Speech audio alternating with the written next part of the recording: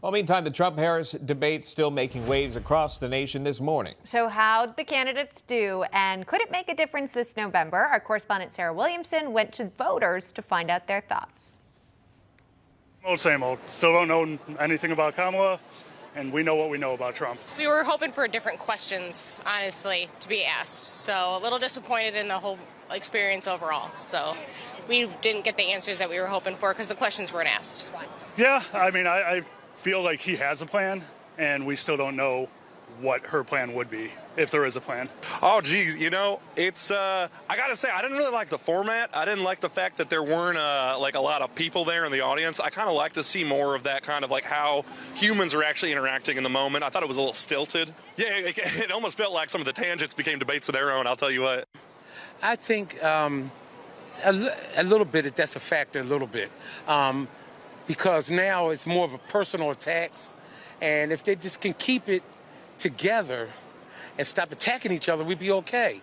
Well, I thought, although I like Kamala, I thought Donald did a very good job. I personally don't like Kamala Harris. I just don't like the way she talks, and I feel like a lot of her views on things aren't really right. Yeah. But I'm kind of in the between though, so I'm not really sure.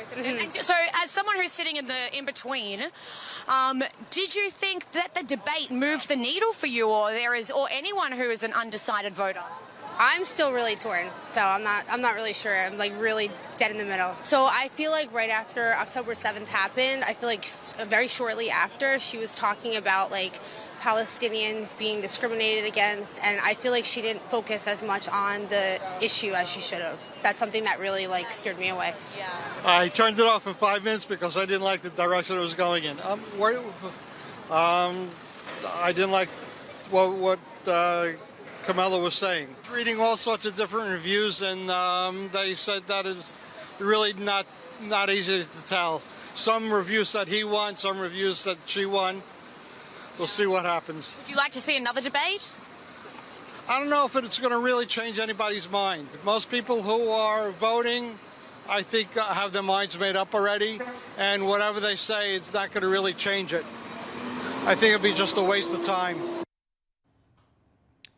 All right, Sarah Williamson reporting there and going to the streets of New York to see where those voters would stand after the debate. Obviously, very interesting responses, all around. But it gets you to the point of, do you think a debate is really going a second debate is really going to change anything?